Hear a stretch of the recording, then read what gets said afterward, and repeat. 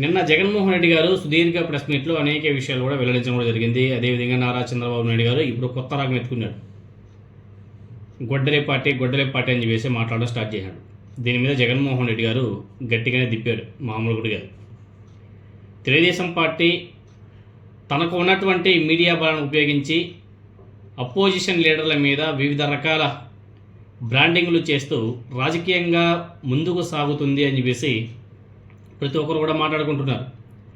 బీజేపీతో విభేదాల సమయంలో ఆ పార్టీని మతతత్వ పార్టీగా, అదేవిధంగా ప్రధానమంత్రి నరేంద్ర మోదీ గారిని తీవ్రవాదిగా చిత్రీకరించుకుంటే తెలుగుదేశం పార్టీ వాళ్ళ మీడియా, తర్వాత అదే బీజేపీతో పొత్తు పెట్టుకున్నప్పుడు మాత్రం అభివృద్ధి మోడల్ అని చెప్పేసి ప్రచారం చేసుకుంది కూడా ఈ తెలుగుదేశం పార్టీ, అదేవిధంగా పచ్చ మీడియానే అని చెప్పేసి మీకు అందరికీ కూడా తెలిసిందే.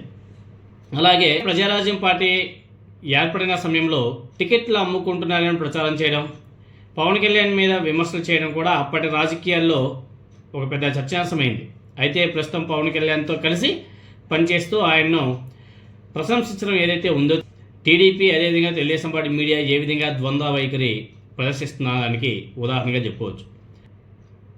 వైఎస్ఆర్ కుటుంబం మీద ఎన్నో సంవత్సరాలుగా వివిధ రకాల నెగిటివ్ బ్రాండింగ్ కూడా చేశారు తెలుగుదేశం పార్టీ, అదేవిధంగా వాళ్ళ మీడియా. దివంగత ముఖ్యమంత్రి వైఎస్ రాజశేఖర రెడ్డి గారిని ఫ్యాక్షనిస్ట్గా చిత్రీకరించే ప్రయత్నాలు జరిగినప్పటికీ ఆయన ప్రవేశపెట్టిన ఆరోగ్యశ్రీ, 108 ఫీజు రీయింబర్స్మెంట్, ఉచిత విద్యుత్ వంటి పథకాలను తర్వాత కాలంలో ప్రజలు ఆదరించారని చెప్పేసి కూడా ప్రజలందరూ కూడా గుర్తు చేసుకుంటున్నారు. అలాగే జగన్మోహన్ రెడ్డి గారి మీద 1,00,000 కోట్లు అని చెప్పేసి ఒక ప్రచారం ఏదైతే ఉందో, ఆ ప్రచారాన్ని ఒక రాజకీయ వ్యూహంగా మార్చుకున్నారు తెలుగుదేశం పార్టీ. ఆ ప్రచారం వెనుక ఒక పెద్ద కుట్ర ఉందని చెప్పేసి మాజీ నాయకులంతా కూడా చేసినటువంటి వ్యాఖ్యలు అప్పట్లో ఏ విధంగా సంచలనం సృష్టించాయో మనకందరికీ తెలిసింది.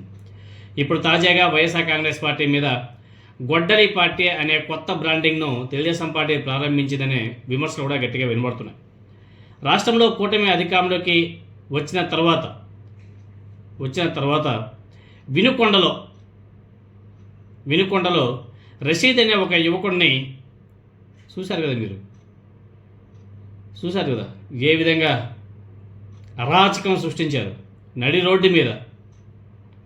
అక్కడి నుంచి మొదలు పెడితే అనంతపురం పాపిరెడ్డిపల్లె లింగమయ్య వరకు జరిగినటువంటి హత్యలు, దాడులు, ఆస్తుల ధ్వంసాలు ప్రజల్లో చర్చకు కూడా దారితీసింది. వాటి నుంచి ప్రజలను డైవర్ట్ చేయడం కోసం ఇప్పుడు ఇదే తెలుగుదేశం పార్టీ, ఇదే నారా చంద్రబాబు నాయుడు గారు వాళ్ళ మీడియా జగన్మోహన్ రెడ్డి గారి మీద గొడ్డలి పార్టీ అని చెప్పేసి రాజకీయ ముద్ర వేయడానికి సిద్ధమైపోయారు. చంద్రబాబు నాయుడు గారు చేసేటివన్నీ కూడా వీళ్ళ హయాంలోనే చేస్తారు, ఏదో పని అన్నీ కూడా. కానీ దాన్ని కప్పిపుచ్చుకునేందుకు వేరే పార్టీ మీద నెట్టేస్తారు. ఇటువంటి టైంలోనే జగన్మోహన్ రెడ్డి గారు నిన్న నిర్వహించేటువంటి ప్రెస్ మీట్లో రాజకీయంగా అనేక విషయాలు వెల్లడించారు. అయ్యా చంద్రబాబు నాయుడు గారు, ఎవరిది గొడ్డలి పార్టీ అని చెప్పేసి నిలదీస్తూ వంగవీటి రంగా గారి హత్య కానీ, జర్నలిస్ట్ పింగళి దశరథరామ్ ఆయన హత్య కానీ, మల్లెల బాబ్జీ ఘటన కానీ, బాలకృష్ణ ఇంట్లో జరిగినటువంటి కాల్పులు కానీ, అదేవిధంగా జగన్మోహన్ రెడ్డి గారి తాత రాజారెడ్డి గారి హత్య, ఇటువంటివన్నీ కూడా జగన్మోహన్ రెడ్డి గారు ప్రస్తావిస్తూ చంద్రబాబు నాయుడు గారి మీద తీవ్రంగా విరుచుకుపడ్డాడు. ఈ ఘటనల వెనుక ఎవరి ప్రోత్సాహం ఉంది అని చెప్పేసి ప్రశ్నిస్తూ తెలుగుదేశం పార్టీ అసలు గొడ్డలి పార్టీ అని చెప్పేసి మండిపడడం జరిగింది. జగన్మోహన్ రెడ్డి గారు చేసినటువంటి ఈ ఎదురుదాడితో తెలుగుదేశం పార్టీ చేసినటువంటి బ్రాండింగ్ తిరిగి వారిపైనే ప్రభావం చూపుతుంది అని చెప్పేసి ఒక చర్చ అయితే మొదలైపోయింది. గతంలోలా మౌనంగా ఉండకుండా జగన్మోహన్ రెడ్డి గారు వెంటనే ప్రతిస్పందించడం తెలుగుదేశం పార్టీ నాయకత్వాన్ని అసహనానికి గురి చేసిందని చెప్పేసి కూడా చెప్పుకోవాలి.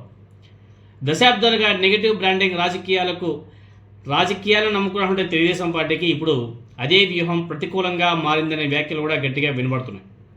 ఎందుకంటే వైఎస్ రాజారెడ్డి గారి హత్య జరిగింది తెలుగుదేశం పార్టీ హయాంలోనే, వాళ్ళు ముఖ్యమంత్రిగా ఉన్నప్పుడే, చంద్రబాబు నాయుడు గారు ముఖ్యమంత్రిగా ఉన్నప్పుడే.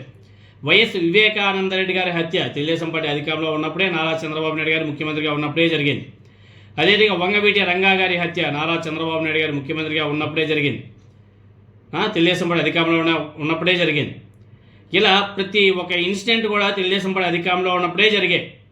కానీ నెపం మాత్రం వైఎస్ఆర్ కాంగ్రెస్ పార్టీ మీద, లేకపోతే వైఎస్ రాజశేఖర రెడ్డి గారి మీద, జగన్మోహన్ రెడ్డి గారి మీద నిందలు వేస్తూ ఉంటారు. కొంచెమైనా సరే సిగ్గుండాలి. వైఎస్ వివేకానందరెడ్డి గారి హత్య చేసిందే దస్తగిరికి సపోర్ట్ చేసింది ఎవరు? తెలుగుదేశం పార్టీ.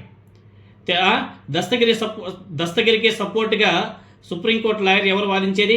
మన సిద్ధార్థ లూత్రా ఎవరు? తెలుగుదేశం పార్టీకి, నారా చంద్రబాబు నాయుడు గారికి దగ్గరగా ఉన్నటువంటి లాయర్. ఎక్కడికి తీసుకెళ్తున్నారు ప్రజాస్వామ్యాన్ని? అంటే మన మీడియా ఉంది, మన మీడియాలో మనం ఏం చెప్పుకున్నా ప్రజలు నమ్మేస్తారు. గొడ్డలి పార్టీ అంటే నమ్మేస్తారు, 1,00,000 కోట్లు అంటే నమ్మేస్తారు, ఫ్యాక్షనిస్ట్ అంటే నమ్మేస్తారు. అంటే వీళ్ళే ఏదో ఒకటి సృష్టించుకొని మీడియా ద్వారా బాగా జనాల్లోకి ఇంజెక్ట్ చేయడానికి ప్రయత్నం చేస్తున్నారు. ఇది సమంజసమేనా? ప్రజలందరూ కూడా ఆలోచన చేయాలి. ఈ తెలుగుదేశం పార్టీ ఇన్ని సంవత్సరాల అధికారంలో ఉన్నది కదా, తెలుగుదేశం పార్టీ ప్రజలకు చేసినట్టు ఒక మంచి పని ఒక్కటి, చంద్రబాబు నాయుడు గారి పేరుకు తగ్గ ఒక మంచి పథకం కానీ, ఒక మంచి ప్రాజెక్ట్ ఒకటి చెప్పండి. వేలల్లో వెతుక్కునే కానీ దొరకవు. అదే వైఎస్ రాజశేఖర రెడ్డి గారిని ఒకసారి మనం గుర్తు చేసుకుంటే, పోలవరం ప్రాజెక్ట్ నుంచి 108 ఆరోగ్యశ్రీ ఫీజు రీంబర్స్మెంట్, ఇందిరమ్మ ఇల్లు 1, 2, 3, ఉచిత కరెంటు, రుణమాఫీ, చెప్పుకుంటూ పోతే బోల్డ్ అని చెప్పుకోవచ్చు. వైఎస్ రాజశేఖర రెడ్డి గారిని పేరు వింటేనే అవన్నీ గుర్తొస్తాయి. జగన్మోహన్ రెడ్డి గారు ఆయన పరిపాలించింది 5 సంవత్సరాలే. 5 సంవత్సరాలు కోవిడ్ 2 సంవత్సరాలు చేస్తే 3 సంవత్సరాలు పరిపాలన చేశారు. ఆయన చేసినటువంటి అభివృద్ధి, శ్రీకాకుళం ఉద్దానం నుంచి స్టార్ట్ చేస్తే బోల్డ్ అని చెప్పుకోవచ్చు. విజయవాడలో రిటర్నింగ్ వాల్, అదేవిధంగా విశాఖపట్నంలో ఎయిర్పోర్ట్, ఫిషింగ్ హార్బర్లు, మచిలీపట్నం పోర్టు, చెప్పుకుంటూ పోతే బోల్డ్ అని చెప్పుకోవచ్చు. ఇంకా సంక్షేమ పథకాల గురించి మనం చెప్పాల్సిన మళ్ళీ తెలుగుదేశం పార్టీ వాళ్ళే చెప్తుంటారు. జగన్మోహన్ రెడ్డి గారు పనిచేశాడు అని చెప్పేసి వాళ్ళే చెప్పారు. సో సంక్షేమ పథకాలను అమలు చేయడంలో రాజశేఖర రెడ్డి గారి తర్వాత జగన్మోహన్ రెడ్డి గారు ఆ ప్లేస్లో నిలిచిపోయారు. చంద్రబాబు నాయుడు గారు సూపర్ 6 అన్నాడు. ఒకటనే సరే అమలు పరిచాడా? ఒకటంటే 1,00,000 కోట్లు అప్పు చేశాడు, తీసుకెళ్లి అమరావతిలో కుమ్మరిస్తున్నాడు. 3,00,000 కోట్లకు పైగానే అప్పు చేశాడు 2 సంవత్సరాలు కానీ. పరిస్థితిని ప్రజలందరూ కూడా చూడాలి. ఎవరిది గొడ్డలి పార్టీ అండి? మనకి ఎవరైతే అనుకూలంగా ఉంటారో వాళ్ళు మంచివాళ్ళు. మనకు అనుకూలంగా లేకుండా ఎవరైనా వ్యతిరేకంగా మాట్లాడితే మాత్రం వాళ్ళని ఎదవల్లాగా చూపించే ప్రక్రియ తెలుగుదేశం పార్టీలో ఇప్పటి నుంచి కాదు, ఎప్పటి నుంచో నడుస్తున్నది. ఇప్పటి నుంచి అంటే ఎన్టీ రామారావు గారి దగ్గర నుంచి తెలుగుదేశం పార్టీని లాక్కున్నారు కదా, ఆనాడు నుంచే వీళ్ళ కుట్ర రాజకీయాలు ప్రత్యేకంగా మనం చెప్పుకోవాల్సిన అవసరం లేదు. దగ్గుబాటి వెంకటేశ్వరరావు గారు పెద్ద బుక్కే రాశారండి. ఆ బుక్ చదువుకుంటే కూడా చాలా చంద్రబాబు నాయుడు గారి యొక్క నిజస్వరూపాలు బయటపడిపోతాయి. హరిరామ జోగయ్య చంద్రబాబు నాయుడు గారు ముఖ్యమంత్రిగా ఉన్నప్పుడు వాళ్ళ క్యాబినెట్లో ఆయన మినిస్టర్ కూడా పనిచేశారు. ఆయన ఒక ఇంటర్వ్యూ చేయండి చాలు, ఆయన అనేక విషయాలు చెప్తారు చంద్రబాబు నాయుడు గారి కుట్ర రాజకీయాల గురించి, వంగవీటి రంగా గారి హత్య గురించి ఆయన శాంతాడంత చెప్తాడు. ఇవేవి నిజాలు కావంట. వీళ్ళు ఏదైతే సృష్టిస్తారో గొడ్డలి పార్టీ అని, 1,00,000 కోట్లని, అవి మాత్రం నిజాలని చెప్పేసి జనాలు నమ్మాలంట. అసలు ఏ ప్రపంచంలో ఉన్నామో. కాబట్టి చంద్రబాబు నాయుడు గారు మాట్లాడే మాటల్లో ఇప్పుడు ఎవరు నమ్మే పరిస్థితులు లేరు. అందుకే ఆయన పాపం కూటమిగా వెళ్ళాడు. ఎందుకంటే ఆ జమానా అయిపోయింది. ఇప్పుడు సోషల్ మీడియా జమానా వచ్చేసింది. ఎప్పటికప్పుడు తిప్పి కొడతా ఉంటారు. జగన్మోహన్ రెడ్డి గారు కూడా చాలా స్పీడ్గానే రియాక్ట్ అవుతున్నాడు. చంద్రబాబు నాయుడు గారు అలా మాట్లాడేలోపు ఇక్కడి నుంచి కూడా కౌంటర్లు గట్టిగానే పడుతున్నాయి.